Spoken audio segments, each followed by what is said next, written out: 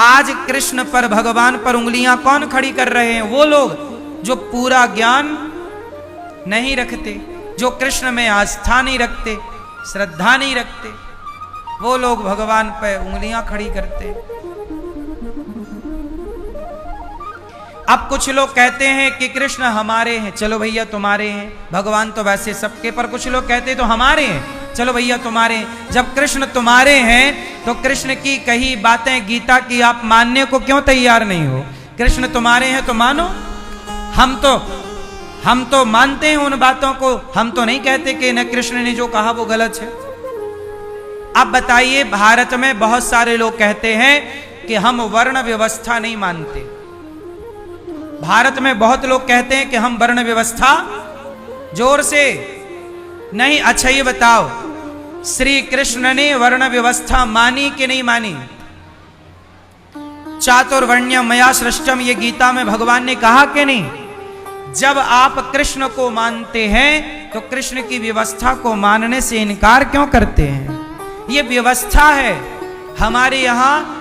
जो वर्ण व्यवस्था है ये केवल व्यवस्था है, ना कि कोई ऊंच नीच है, ना कि कोई छुआछूत है।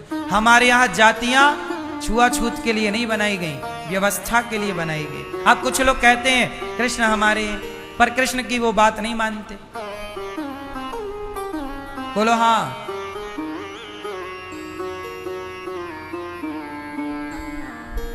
अच्छा एक सवाल करूं आप लोगों से। एक नेताजी मुझे मिले, उन्होंने कहा कि मैं वर्ण व्यवस्था नहीं मानता, मुझे शूद्र शब्द सुनना अच्छा नहीं लगता। अच्छा ये बताओ, शूद्र कौन है?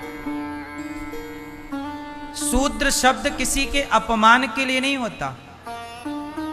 शूद्र किसी व्यक्ति का नाम नहीं होता। ब्राह्मण किसी का नाम नहीं है, क्षत्रिय किसी का नाम नहीं है, वैश्य किसी का नाम नहीं, शूद्र किसी का नाम नहीं। ये व्यवस्था किसने बनाई? शूद्र शब्द मैंने नहीं दिया, भगवान कृष्ण ने दिया है। गीता में शूद्र शब्द आया है तो वेदों में आया है।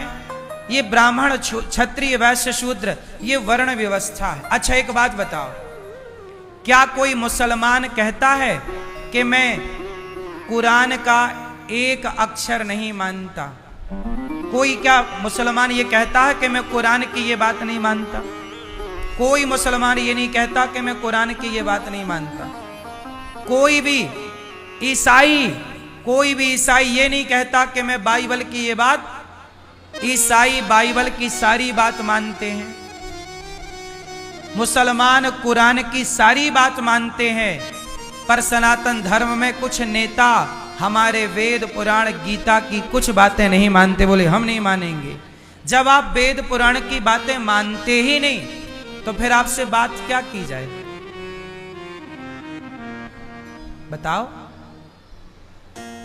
जब भगवान कृष्ण कह रहे हैं कि चातुर्वर्ण्यम मया सृष्टम, ये मेरी सृष्टि है, ये चारों वर्ण किसकी सृष्टि है?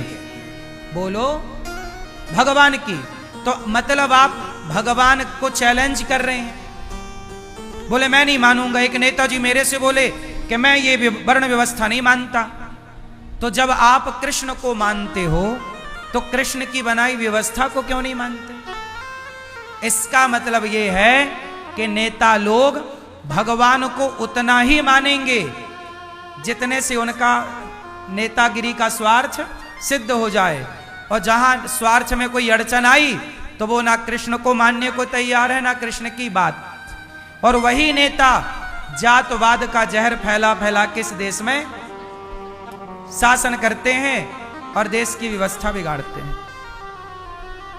क्लियर समझो, कोई भी मुसलमान मेरे सामने ऐसा लाओ जो ये कहता हो कि मैं कुरान की ये बात नहीं मानता। कोई भी ईसाई मेरे सामने लाओ जो ये कहता हो कि मैं बाइबल की ये बात नहीं मानता। लेकिन तमाम हिंदू लोग खड़े हो जाएंगे कि मैं गीता की ये बात नहीं मानता, मैं वेदों की ये बात नहीं मानता, मैं रामचरितमानस की ये बात नहीं मानता। इससे ही सनातन का ह्रास होता है कि आपको अपने धर्म ग्रंथों पर भरोसा नहीं है, धर्म ग्रंथों की बनी व्यवस्थाओं पर भरोसा नहीं है, तो फिर आप कैसे कहते हैं कि मैं सनातनी हूं? किस आधार पर कहते हैं आप? बात तो मुसलमान और ईसाई वाली कर रहे हैं और आप बने सनातनी हैं। बताइए, वर्ण व्यवस्था किसने बनाई? चलो आप बताओ। हम इंसान ने बनाई कि ईश्वर ने? बोलो। आम को आम किसने बनाया? बेर को बेर किसने बनाया? बोलो। ब्राह्मण को ब्राह्मण किसने बनाया? क्षत्रिय को क्षत्रिय किसने बनाया? वैश्य को वैश्य किसने बनाया? शूद्र को शूद्र किसने बनाया? जब ईश्वर ने बनाया तो आप स्वीकार क्यों नहीं करते? और ईश्वर ने बुरा क्या बनाया है? हमारे रैदास जी तो मोची जूता सिलने का काम करते थे, लेकिन वो रैदास जी जूते का काम करते थे, पर वो गर्व से कहते थे कि मैं मोची हूं। और उन्होंने ऐसी आराधना की ईश्वर की कि उनके कठौता में गंगा मैया प्रकट हो जाती थी। बड़े बड़े साधु संत उनको प्रणाम करते थे। तो कोई व्यक्ति, आप तपस्या करिए, आप अच्छे काम करिए, जब आप अच्छे डॉक्टर बन जाएंगे तो आपसे थोड़ी पूछा जाएगा कि आपकी जात क्या है।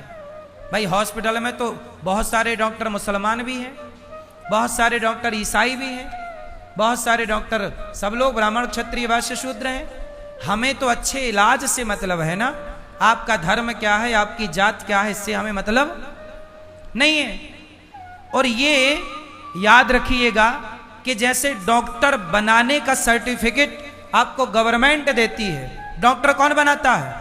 सरकार बनाती है। ऐसे ब्राह्मण क्षत्रिय वैश्य शूद्र किसी व्यक्ति ने नहीं बनाया, ये सर्टिफिकेट सबको भगवान ने देकर के भेजा है। तो जब ईश्वर ने सर्टिफिकेट दिया है तो आप उस व्यवस्था को मानने को क्यों तैयार नहीं? हाँ या ना? आप जहां हैं, जो हैं, वो आपको ईश्वर ने बनाया है। इसलिए जहां हैं वहां रहकर ईश्वर की आराधना की जाए।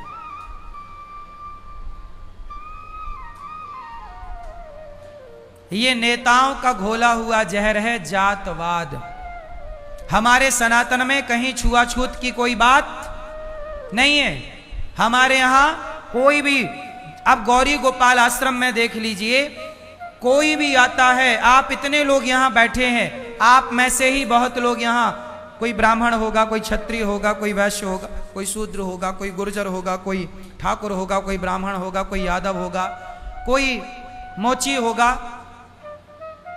आप ही बताइए, आप जब यहां गौरी गोपाल आए तो आपको यहां कोई भेद मिला? बोलो। भोजन में आप देखते हैं गौरी गोपाल में सबको भोजन मिलता है, किसी से जात नहीं पूछी जाती, किसी से धर्म नहीं पूछा जाता। रोटी खाओ, सब लोग एक लाइन में लगो, रोटी खाओ। यहां माताएं रहती हैं, कुछ माता यहां ब्राह्मण माता है, कुछ माता क्षत्रिय माता, कुछ माता वैश्य माता, कुछ माता शूद्र माता। और ये दास अनिरुद्ध उन सभी माताओं के पांव दबाकर सबकी सेवा करता है। मैं तो भेद नहीं करता, मैं तो हर जाति की मां के पांव दबाता हूं। और आज तक मैंने किसी माता से नहीं पूछा कि माता तुम्हारी जात क्या है। हर मां के मैंने पांव दबाए, आज भी दबाता हूं। बताइए, यहां बहुत सारी माताएं हैं, हर जाति की हैं या नहीं?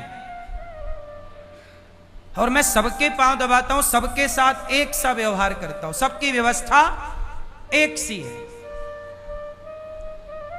एसी लगी है तो सबके कमरों में है, लगी है। बिस्तर है तो सबके पास है, अलमारी है तो सबके पास है। जब हम भेद नहीं कर, सोचिए ये दास अनिरुद्ध जब अपनी माताओं से भेद नहीं करता तो क्या परमात्मा ने तुम्हें बना के कुछ भेद किया होगा क्या?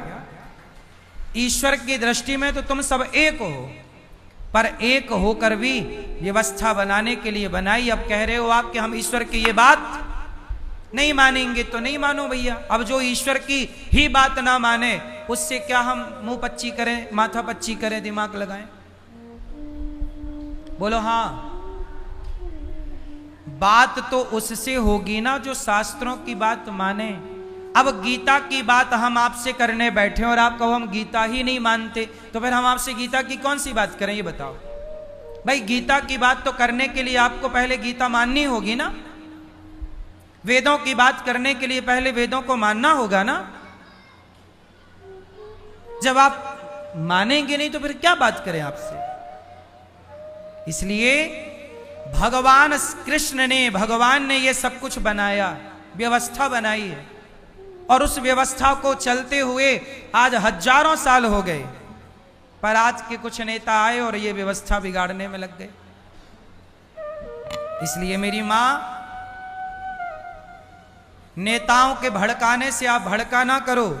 जातवाद का जहर घोलने दो भले नेताओं को, पर आप सभी लोग, हर सनातनी, मैं कहता हूं, हम सनातनी कितने भाई हैं? 4। हम 4 भाई हैं, ब्राह्मण, क्षत्रिय, वैश्य, शूद्र। हम चारों एक पिता की संतान। हम चारों का पिता कौन? ब्राह्मणोस्य मुखमासीद बाहु राजन्यः कृतः ऊरु तदस्य जदवैश्यः पदभ्यांगुं शूद्रो अजायत। भगवान के मुख से ब्राह्मण, भुजा से क्षत्रिय, जंघा से वैश्य और चरणों से शूद्र। तो बताओ, हम चारों के पिता तो एक हुए ना। तो हम एक बाप की संतान हैं, 4 भाई हैं, तो आपस में लड़ क्यों रहे हैं, ये बताइए। जब हम चारों एक बाप की संतान हैं तो लड़ाई किस बात की? क्यों जी? ईश्वर की ही तो संतान है हम 4 भाई हैं। अरे हम चारों संगठित होते शुरू से, तो क्या हमारे देश में मुगल आते? क्या अंग्रेज आते? अंग्रेजों ने नारा दिया कि फूट डालो, शासन करो। यदि हम संगठित होते ना मेरी माँ, तो कोई हमें 200 साल तक गुलाम ना बना सकता। गुलाम बने ही हम इसलिए क्योंकि हम आपस में लड़ गए। हम जातियों पर लड़ गए कि मैं ब्राह्मण, मैं ठाकुर, मैं क्षत्रिय, मैं गुर्जर, मैं यादव, मैं जाटव, मैं ये, मैं वो, मैं करके लड़ गए। आपस में लड़के हम मर गए। अंग्रेज बोले कि यार ये तो आपस में लड़ते हैं, चलो इनको नचाओ। तो उन्होंने भैया लाठी थाम ली और जिसकी लाठी उसकी भैंस, हमें लड़ाया और हम गधों की तरह लड़ते रहे।